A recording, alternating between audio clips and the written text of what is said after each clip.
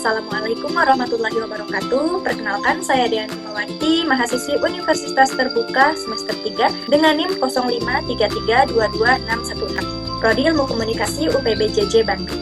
Video ini dibuat untuk memenuhi tugas mata kuliah logika dengan kode ISIP 4211. Pada video ini saya akan menjelaskan 3 macam term beserta contohnya masing-masing dan menjelaskan serta memberikan contoh bentuk sesat pikir dan bagaimana cara menghindarinya. Berikut penjelasan dari 3 jenis term, yaitu term konkret, term abstrak, dan term universal. Yang pertama, term konkret, yaitu term yang merujuk pada objek nyata atau yang dapat ditangkap oleh panca indera. Contohnya seperti meja, kucing, buku, bentuk. Cirinya berwujud fisik dan dapat diamati secara langsung. Yang kedua, term abstrak, yaitu term yang merujuk pada konsep, gagasan, atau keadaan yang tidak berwujud dan tidak bisa ditangkap oleh panca indera secara langsung. Contohnya keadilan, cinta, kebahagiaan. Cirinya bersifat konseptual dan hanya dapat dipahami lewat pikiran, bukan melalui pengalaman secara langsung. Yang ketiga adalah term universal. Term universal adalah term yang tidak merujuk pada satu objek tunggal, melainkan pada keseluruhan kelas dan kelompok dari objek yang sejenis. Contohnya, manusia mencakup semua orang tanpa terkecuali. Kemudian, hewan dan tumbuhan. Cirinya bersifat umum dan mencakup banyak individu dalam satu kategori. Selanjutnya kita akan membahas tentang sesat pikir atau logical fallacy beserta contohnya.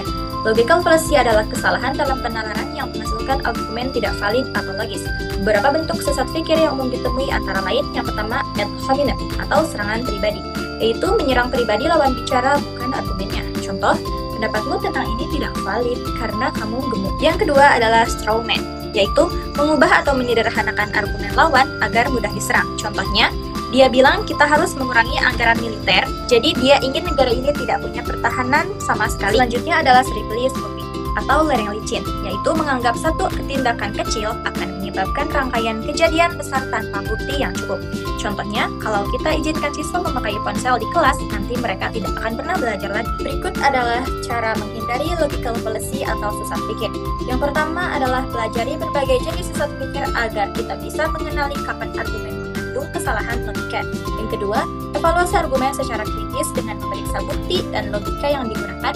Jangan menerima begitu saja tanpa pertimbangan. Kemudian, gunakan bukti yang kuat dan relevan untuk mendukung argumen. Hindari pemilihan bukti yang hanya mendukung sudut pandang sendiri. Pikir kritis dan berdiskusi dengan orang lain untuk mendapatkan perspektif berbeda dan menguji kebenaran argumen. Demikianlah penjelasan saya terkait tugas tersebut. Saya harap video ini dapat memenuhi ketentuan tugas yang diberikan.